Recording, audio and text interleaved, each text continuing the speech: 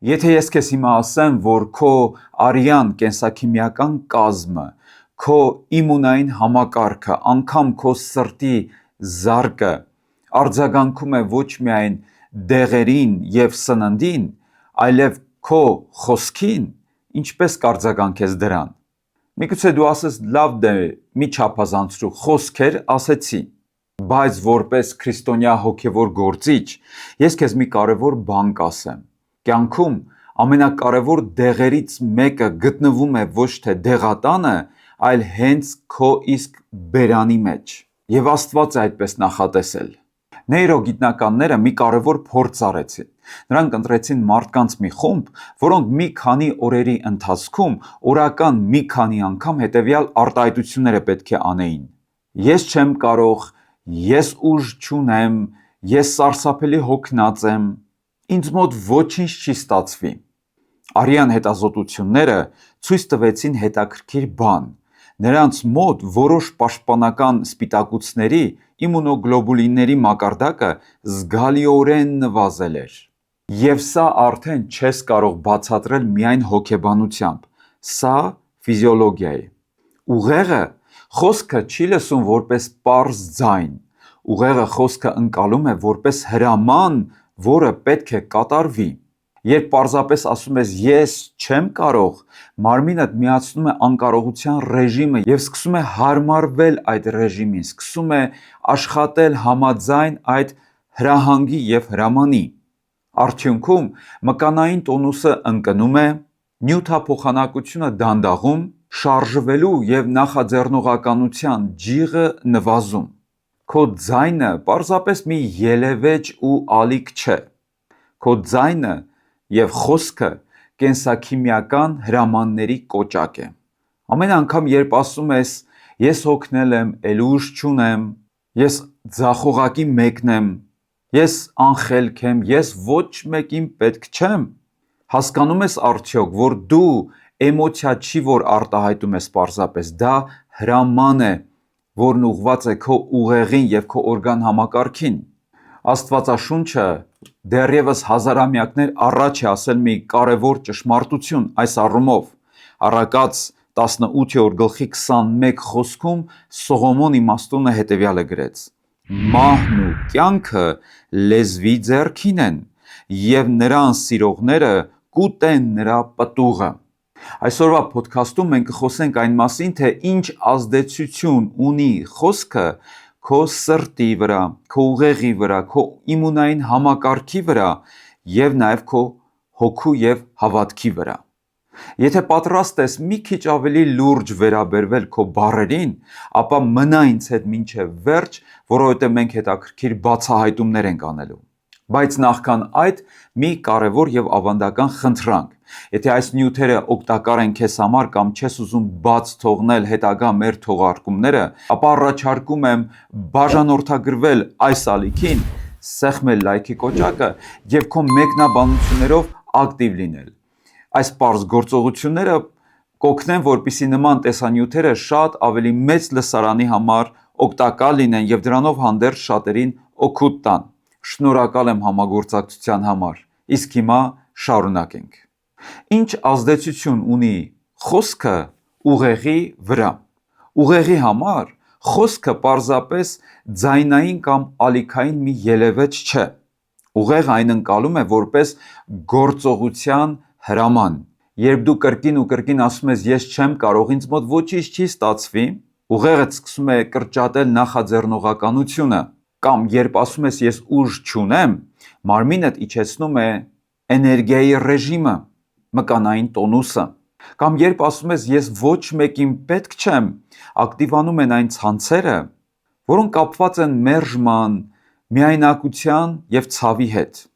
Աստվածաշունչը դա անվանում է մահ և կյանք,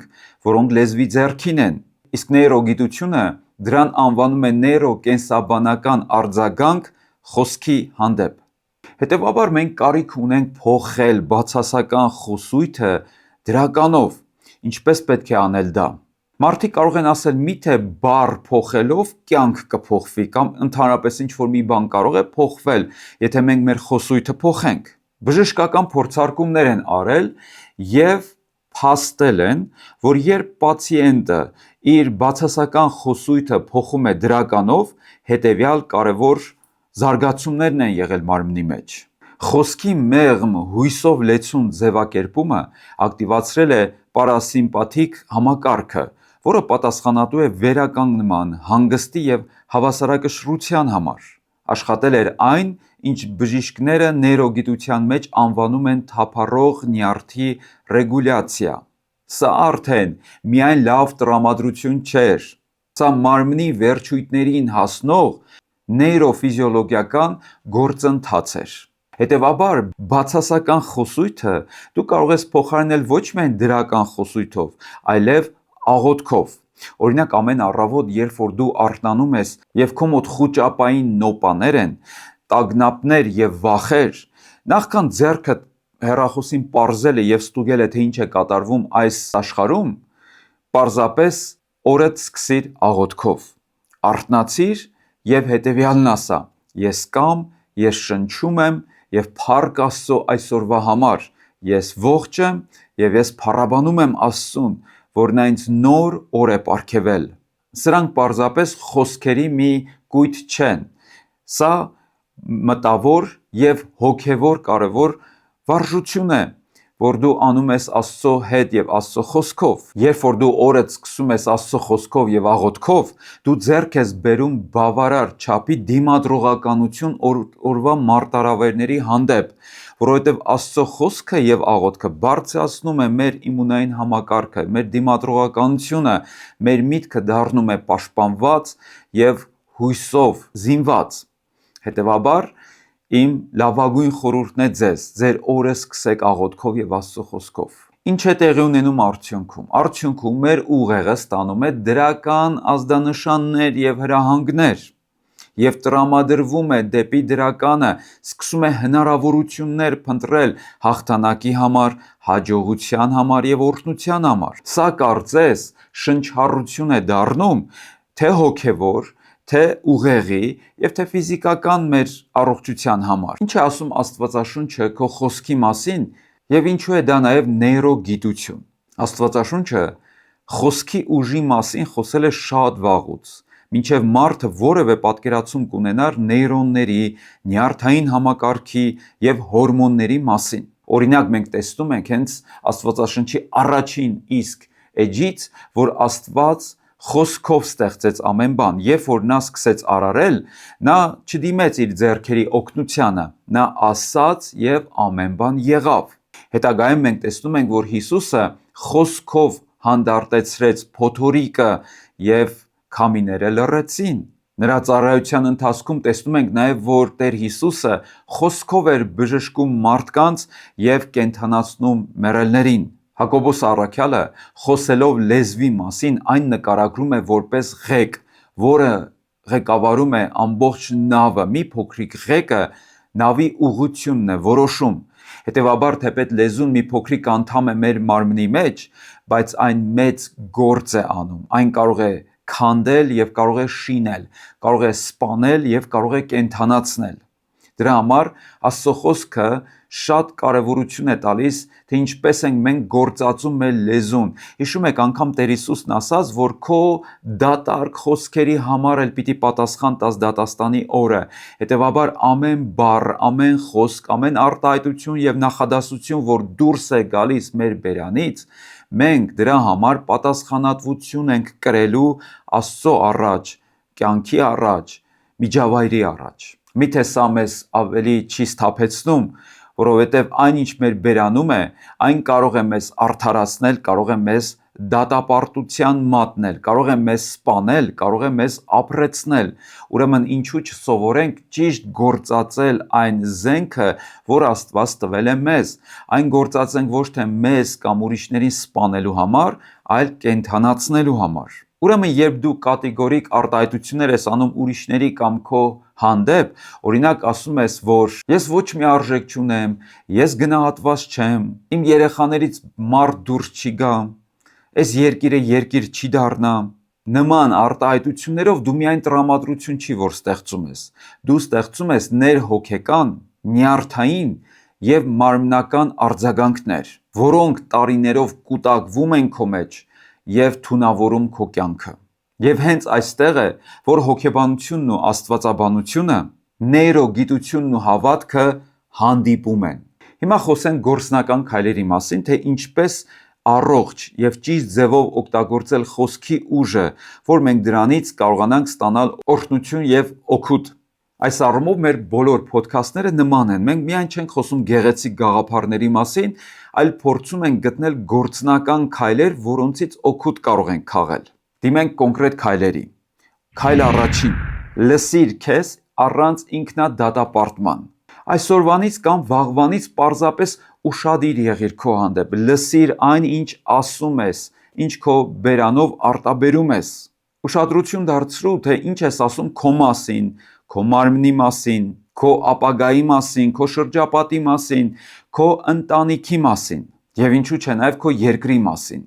Մի փորձիր այդ պահին ամեն բան շտկել, պարզապես ուշադիր լսիր քեզ, արձանագրիր քո խոսքերը եւ օրվա վերջում վերլուծիր։ Քեզ լսելը արդեն մեծ քայլ է։ Քայլ 2. Յուրաքանչյուր բացասական խոսքի եւ արտահայտության դիմաց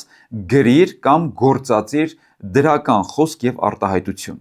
Այսինքն բացասականը փոխարինիր դրականով։ Հիմա ասեմ թե ինչպես։ Օրինակ, երբ ասում ես ես ավիրված եմ, ես քայքայված եմ, դրա փոխարեն պարզապես կարող ես ասել. ես հիմա դժվար փուլով եմ անցնում եւ որոշակիորեն կոտրված եմ, բայց հավատում եմ, որ Աստված ինձ բավարար չափով ուժ եւ կարողություն է տվել վերականգնվելու համար։ Կամ երբ ասում ես ես ոչ մեկին պետք չեմ, փոխարինիր այն հետեւյալ խոսույթով. այս պահին ես ինձ մենակ եմ զգում, բայց զգացմունքները փոփոխական են։ Թեպետ չեմ զգում, որ մարդիկ ուշադիր են իմ հանդեպ, բայց դա չի նշանակում, որ նման մարդիկ չկան։ Այնուամենայնիվ ես հավատում եմ, որ Աստված ինձ հետ է եւ ամեն բան լավ կլինի։ Կամ էլ, երբ որ ասում ես ես ոչ մի բանում չեմ հաջողում, փոխարինիր այն հետեւյալ խոսույթով. ես իմ կյանքում ձախողումներ եմ ունեցել, ընկել եմ, դժվարություններով եմ անցել, բայց սովորում եմ հաջողվել եւ հավատում եմ, որ իմ կյանքում նոր էջ կբացվի, Աստված ինձ հաջողություն կտա։ Սա պարզապես դատարկ դրական մտածողություն չէ եւ ոչ էլ ինչ որ կախարդական հնարք կամ էլ կրոնական մեդիտացիա։ Մարդիկ կան, չէ, որ պարզապես դատարկ տեղը հավատում են խոսքերի ուժին, որ եթե անընդհատ մի բան ասեն, ես պիտի հարստանամ, ես պիտի փողեր ունենամ, չգիտեմ իմ գլխին փողեր են թափվելու, իրանք անկեղծորեն հավատում են, որ հենց այդպես էլ պետք է լինի։ Ես դրան չեմ հավատում։ Ես հավատում եմ, որ մենք պետք է մեր կյանքը համապատասխանեցնենք մեր խոսքերին եւ խոսքը պարզապես կախարդական մի փայտիկ չէ, բայց մենք պետք է այն ճիշտ գործածենք, որովհետեւ ինչպես ասացի, մեր ուղեղը եւ մեր օրգանիզմը մեր բերանից դուրս եկած խոսքերին նայում են որպես հրաման եւ տրամադրվում են դեպի այդ հրահանգը։ Եվ այս առումով շատ կարևոր է, որ քո խոսքերի մեջ մի կարևոր հոգևոր տառ լինի՝ հույս։ Հույսը ապրեցնում է եւ հույսը 3 մնայուն արժեքներից մեկն է, որ ըստ Աստծո խոսքի երբեք չի վերանում։ Ուրեմն շատ կարևոր է, որ մեր խոսքը հույս պարունակի, լավատեսություն պարունակի, որը հիմնված է Աստծո խոսքի վրա եւ ոչ թե մարդկային ներշնչանքի վրա։ Քայլ 3. օրդ սկսիր աղոթքով եւ ընթերցանությամբ։ Կամ էլ ընթերցանությամբ եւ աղոթքով։ Քո աչքերը բացելուց հետո բացիր քո սիրտը եւ քո բերանը հետեւյալ արտահայտությամբ. Տեր, շնորհակալ եմ, որ այսօր շնչում եմ, շնորհակալ եմ, որ արթնացա, շնորհակալ եմ, որ անկախ նրանից, թե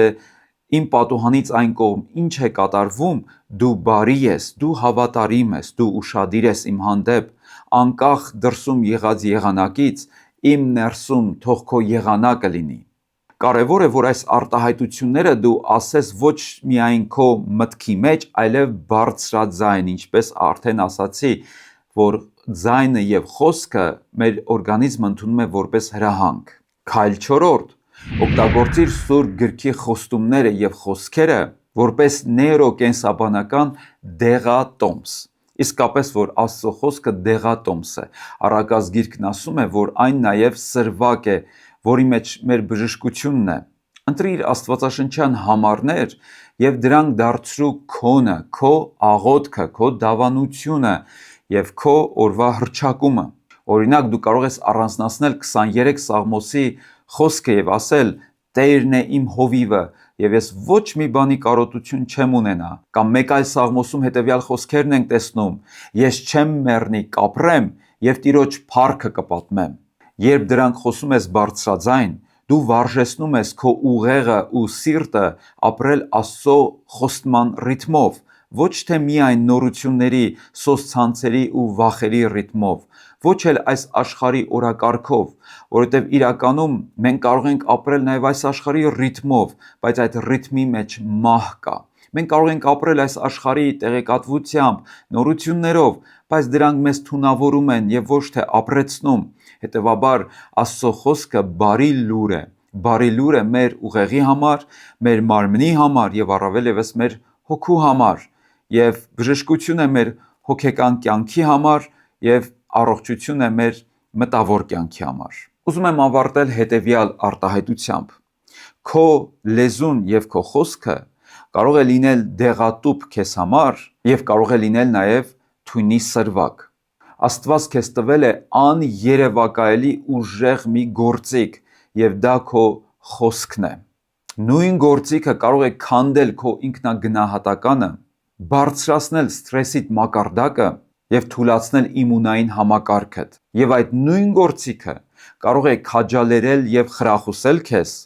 բուժել, սիրտդ հանգստացնել, ուժ տալ ուղեղիդ եւ կառուցել հավատքդ, շինություն պարգևել քեզ։ Բայց հարցը հետեւյալն է. ինչպես ես օգտագործում այդ գործիքը։ Եթե այս կարճ նյութը օգտակար եղավ քեզ, ապա նորից ուզում եմ հիշեցնել, չմոռանաս բաժանորդագրվել այս ալիքին, դնել լայքի նշանը եւ քո մեկնաբանություններով ակտիվ լինել։ Եթե ինչ-որ փորձառություն ունես, որով կարող ես կիսվել կամ հարցեր ունես, որ կարող ես տալ, ապա կհորդորեմ, որ ակտիվ լինես եւ մեկնաբանության մեջ արտահայտվես։ Ես խոստանում եմ կարդալ եւ հնարավորության դեպքում արձագանքել։ Քո փորձառությունը կարող է օգտակար լինել ինչ-որ մեկի համար, իսկ քո հարցը կարող է քեզ օգտակար պատասխանի արժանացնել։ Եվ հիմա, արի մի պահ կանգ առնենք, խորը շունչ քաշենք եւ պատրաստվենք աղոթքի համար։ Մի աղոթիր այն մտքիդ մեջ, աղոթիր ինձ հետ բարձրաձայն եւ հետեւյալ խոսքերը ասա. Սիրելի երկնային Հայր, շնորհակալ եմ, որ դու ինձ լեզու ես տվել եւ խոսելու կարողություն։ Եվ ներիր ինձ, որ ես սխալ եմ գործածել իմ լեզուն եւ իմ խոսքը։ Ներիր ինձ, որ այն գործածել եմ թունավորելու, սպանելու, քայքայելու, ցավեցնելու համար։ Սովորեցրու ինձ ճիշտ գործածել իմ լեզուն եւ իմ խոսքը, գործածել այն ոչ թե մահ սփռելու համար, այլ կյանք, ոչ թե թունավորելու համար, այլ բժշկելու համար, ոչ թե կոտրելու համար, այլ նորոգելու համար, եւ ոչ թե թուլացնելու եւ վհատեցնելու համար, այլ քաջալերելու համար։ Շնորհակալ եմ, որ դու ինձ կտաս իմաստություն եւ կարողություն զսպելու, տիրապետելու իմ լեզուն եւ ճիշտ օգտագործելու բառերս, որոնք համահունչ կլինեն քո խոսքի հետ։ Օգնիր ինձ այս հարցում։ Բժշկիր իմ լեզուն եւ բժշկված կլինի իմ կյանքը։ Թող այսուհետև իմ շուրթերից եւ բերանից դուրս գան այնպիսի խոսքեր, որոնք հաճելի կլինեն քեզ եւ օգտակար եւ շինաբեր լսողների համար։ Աղոթեցի Տեր Հիսուսի անունով։ Ամեն։